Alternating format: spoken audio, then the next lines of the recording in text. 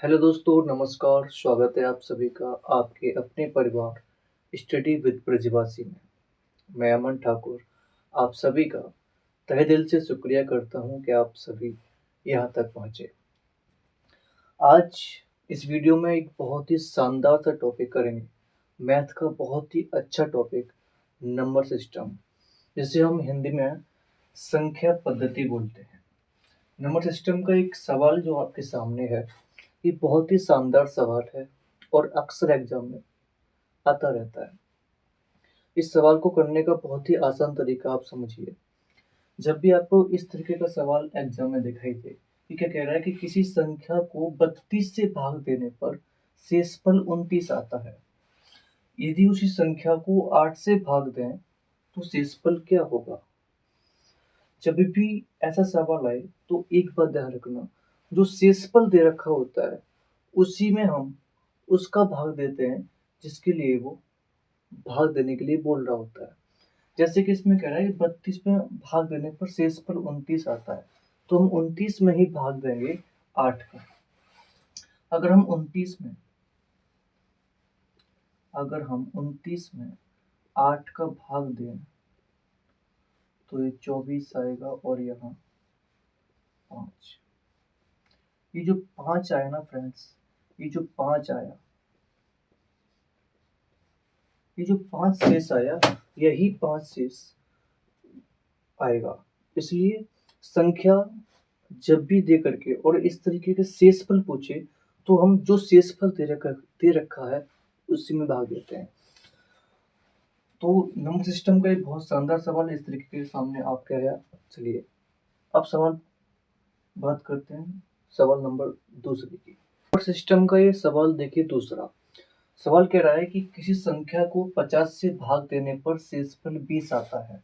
यदि उसी संख्या के 3 गुने को 25 से भाग दें तो शेषफल क्या होगा। तो मैंने कहा था कि जब शेषफल की बात हो, जब शेषफल पूछे तो जो शेषफल दे रखा है ना, उसी से ही छेड़ेंगे, उसी से ही जो कुछ बोल रहा है गुणा करने के लिए, भाग करने के लिए, घटाने के लिए, सिर्फ उससे छेड़ेंगे। यहाँ पे शेषफल 20 दे रखा है और 20 का 3 गुना करने की बात कर रहा है। तो अगर हम 20 का 3 गुना करते हैं तो 60 आता है। अगर हम 20 का 3 गुना करते हैं तो 60 आता है, 60 आता है। अगर 60 को हम 25 से भाग देंगे, 60 को हम 25 से भाग देंगे तो ये 2 बार जाएगा और यहाँ आएगा तुम्हारा 50। यहाँ 50 आया। जब 50 आया तो यहाँ पर शेष जो बचेगा वो 10 बचेगा। तो आपका जो राइट आंसर हो जाएगा वो 10 हो जाएगा। यही वो कह रहा है कि वो शेषफल क्या बचेगा, तो वो शेषफल 10 बचेगा। बात करते हैं सवाल नंबर थर्ड की। सवाल नंबर थर्ड देखिए, किसी संख्या को 2, 3 तथा 4 से लगातार भाग करने पर क्रमशः 1, 2 तथा 3 शेष बचते हैं। यदि भाजकों का क्रम उल्ट दिया जाए तो शेष क्या बचेंगे। तो जब सवाल इस तरीके का आता है तो थोड़ा सा ध्यान दीजिएगा। 2, 3 तथा 4 हम क्या करेंगे, 2, 3, 4 इनको इस तरीके से लिख लेंगे। जो शेषफल दे रखा है उसको लिख लेंगे 1, 2 तथा 3, 1, 2 और 3। और यहाँ अपने तरफ से 1 मान के यहाँ इस तरीके से एक मान करके इस सवाल को करेंगे। अब 4 एकम 4, 4 और 3 7 यहाँ लिखेंगे, 3 सत्ते 21, 21 और 2 23 यहाँ लिखेंगे, 23 दूनी 46 और 1 47 यहाँ लिखेंगे। ठीक है। अब वो संख्या आ गई 47। अब 47 में हम भाजकों का क्रम उल्ट करके भाग देंगे। 47 को हम लिखेंगे यहाँ पर इस तरीके से। 47 को जब लिखा और हमने इन भाजकों का क्रम उल्टा, 4 ऊपर गया, 3 नीचे आया और 2 उसके नीचे आया, इस तरीके से। अगर हम अब इसमें भाग देते हैं तो इसका ऐसा हम जब भाग देंगे तो 1 बार गया, इसमें देंगे तो 3 बार गया, सॉरी 1 ही बार गया, यहाँ 1 ही बार गया और शेष जो बचा वो शेष 3 बचा। ऐसे इसमें अगर इसमें भाग देंगे तो ये 3 बार गया और ये शेष 2 बचा। अब इसमें देंगे तो यहाँ पर 1 बार गया और यहाँ शेष 1 बचा। तो जो आंसर आया आपका वो 3, 2, 1, 3, 2, 1, ये आपके शेषफल आ गया। बात करते हैं सवाल नंबर 4 की। नंबर सिस्टम का नेक्स्ट सवाल देखिए। ये सवाल आपके सामने है। किसी संख्या को दुगुना करके उसमें 9 जोड़ा जाता है। इस प्रकार प्राप्त संख्या का तिगुना 75 के बराबर है। तो वो संख्या ज्ञात कीजिए। क्या करेंगे, हम x मान लेंगे।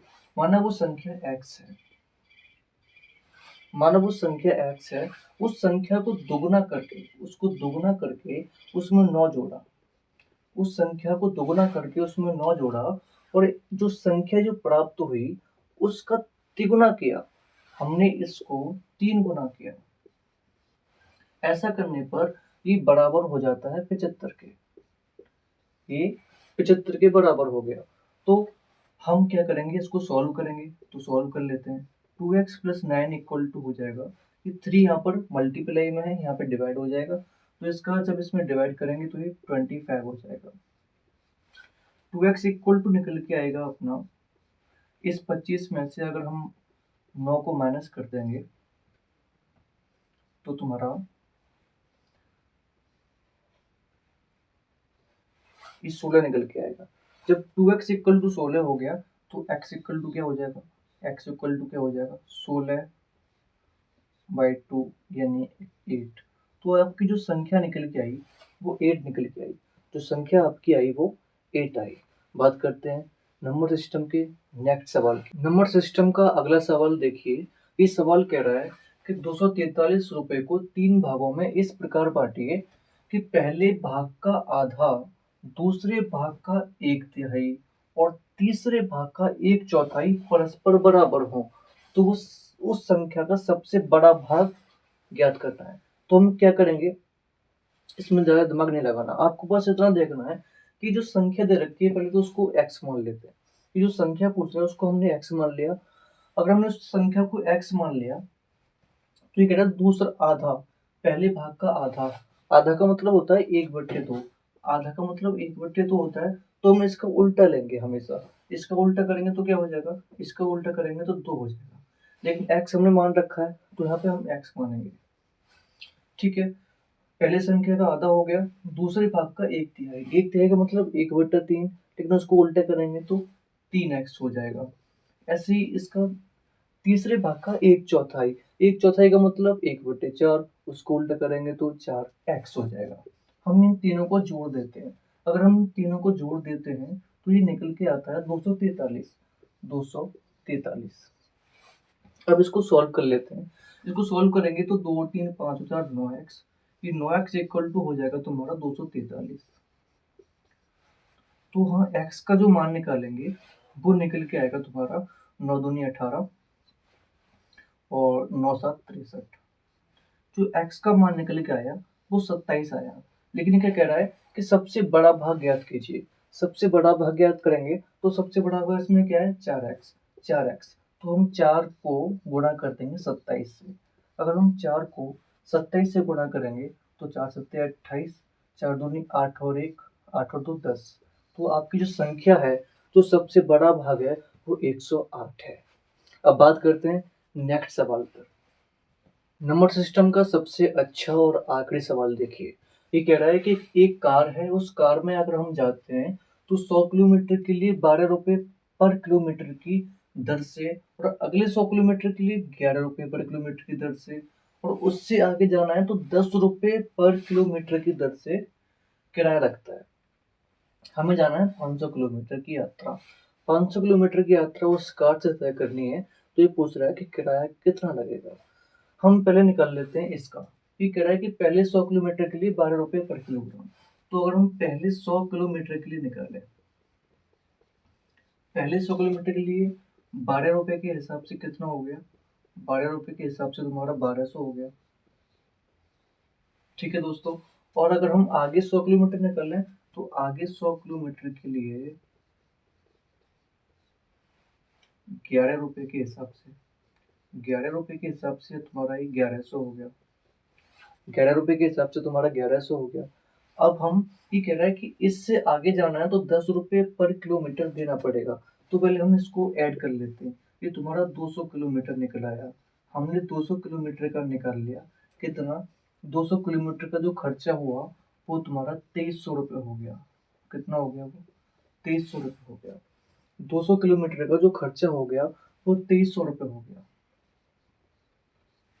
तो हमें कितना जाना है? हमें तो 500 जाना है। अभी हम 200 गए हैं। अभी हम 200 गए हैं। तो हमें 500 जाना है, तो बचे कितने? 300। तो 300 किलोमीटर हमें जाना है। 300 किलोमीटर हमें जाना है अभी और। तो उसके लिए कितना लगेगा? वो कह रहा है कि इससे आगे 10 रुपये पर किलोमीटर। 300 जो बचा उसको हम 10 रुपये पर किलोमीटर के हिसाब से निकालेंगे। तो 10 रुपये पर किलोमीटर के हिसाब से निकाल लेंगे तो तुम्हारा कितना हो गया ये? 3000 हो गया। कितना हो गया दोस्तों? 3000 हो गया। 3000 आपका ये 300 किलोमीटर का हो गया और 200 किलोमीटर का आपका 2300 रुपये हो गया। अगर हम 2300 को 300 को ऐड कर देते हैं, अगर हम 2300 को और 3000 को ऐड कर देते हैं तो तुम्हारा ये 5300 रुपये हो गया। तुम्हारा जो 5300 रुपये हो गया, यानी 5300 रुपये में ये जो कार है, इस कार के द्वारा हम 500 किलोमीटर की दूरी को तय कर पाएंगे।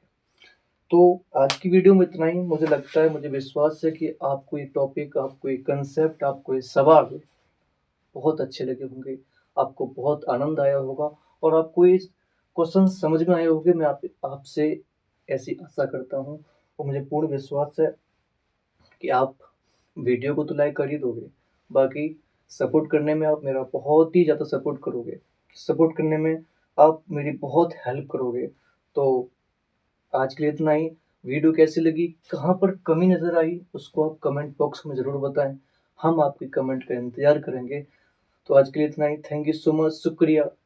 हमारे साथ जुड़ने के लिए आपका बहुत बहुत शुक्रिया। धन्यवाद। Thank you.